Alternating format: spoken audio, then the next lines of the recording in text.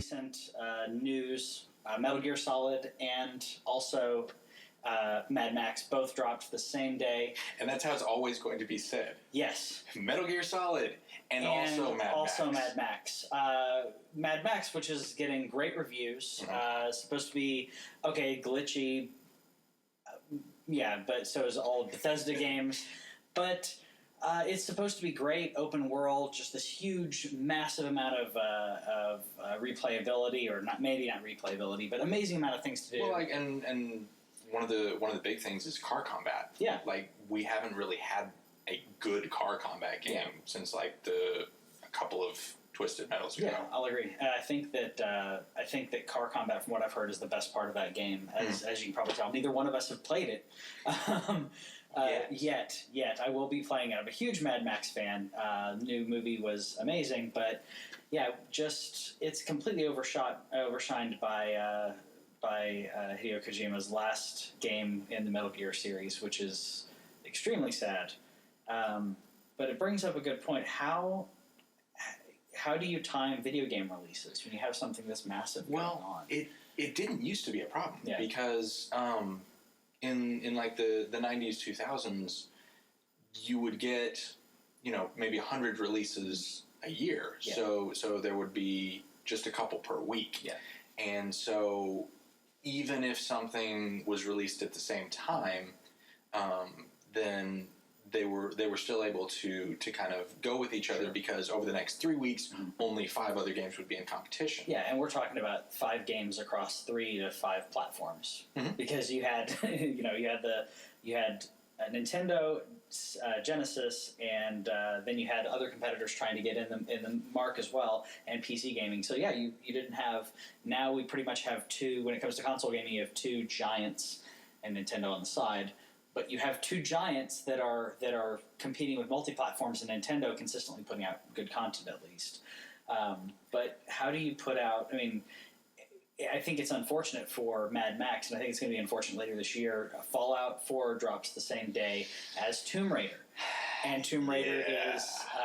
I absolutely loved the reboot of Tomb Raider that came out recently. I thought it was fantastic. They borrowed just the right elements from Uncharted and other games to say, let's create this amazing character and show her birth. Not even create, but recreate the character. Yeah. Because originally she was, the pointy booties. Yes. And it was a decent game, but there wasn't the sense of adventure and exploration that they can do now with these environments and the various things that you get to do in the game. There's a lot more variety. She pretty much had no depth.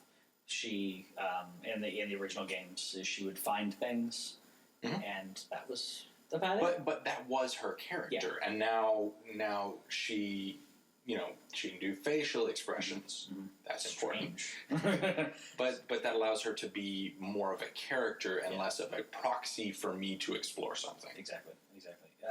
You can explore her more than just the world. No pun intended. Or pun? No double entendre intended. No, yes. One of those things. So they're going to be releasing the same day already. I've seen some recent bits on the pre-orders for Tomb Raider. Just there's nothing when it comes to that. Fallout is just taking over everything. Yeah. And people who have said that they're going to play both or buy both initially, it'll be okay. I will buy them both and rush through Tomb Raider to get to Fallout. Yeah. Because that's the one that's this big, all-encompassing thing that's going to occupy hours. Hundreds and hundreds of hours, Tomb Raider, the last one, and I don't mean this as a disservice, I think maybe 35 or 40 hours of what I did to beat it. Maybe 30 or 35. It's not that long of a game, but it's just the right length, and it's really worth the time. It's really worth the money, as opposed to Fallout, where you could beat it in that amount of hours if you rush through, but you're more than likely, if you're digging into that game, you're going to spend about 100 hours, if not more, easily. Which to a lot of people in their gaming budget in regards to hours, that's a year. I mean, that can be a long time. Well, as a dad, I mean, I'm still working on. I'm trying very hard to beat Bloodborne. Yeah. And that's something that since February. Yeah, but it's Bloodborne. But it's Bloodborne. We're not talking. Well, but the other thing is that there are some games that you can just kind of go through once, and it's like Tomb Raider has there's little side things that you can do, but for the most part, it is a linear story, point A to point B. Sure. And there's some upgrading involved, but not much. Not right, much. But I mean, but what I'm saying is that there is a path through the game. There is. And games like Fallout and Bloodborne, there's like hidden things off to the side, and if you're really paying attention and you're willing to invest the time and the mental scratch that. if you're willing to invest the time and really dig beneath the surface, there's more to find there. And I didn't really find that to be the case with Tomb Raider. Yeah, I'll agree with that. There's sections of Bloodborne that I completely missed that I'm going to hit on my new game. Plus, I did. Apparently one of the best sections of the game. Canehurst. I blew right through the only the time where you can access Canehurst, because you can only access it, no spoilers, you only access it after a certain event in the game, and after that event you have to go to a specific location in the game, which you're essentially going back to. Right, because I never went back to. And there's the item description says something obelisk. Yeah. It doesn't even indicate that it's hiding an area or anything like that. Another friend of mine actually missed the unseen village too. What? How did you do? Hold on. Because he didn't get killed by the kidnappers. Okay. And if you don't get killed by the kidnappers, you don't find that. Yeah, you don't wake up and How does that? Well, I guess you can blow through hard because you loop back into that. Right. He didn't get to it the second time, but he missed it the first time. Yeah. Okay. That makes sense. I mean, there's and that's how it's going to be with Fallout. There's going to be so many areas that like we'll play it and I'll be like, hey, did you find this? Yeah, did you find this? Yeah. And so coming up against a game like that you can just throw hours and time and invest in. Yeah. Going up against something like that, they're the same price. Yep. And so it's a value proposition. It really is. And while Tomb Raider is going, it looks like it's going to be an amazing game, and I'm going to be playing it. Whitney will be playing it as well. Mm.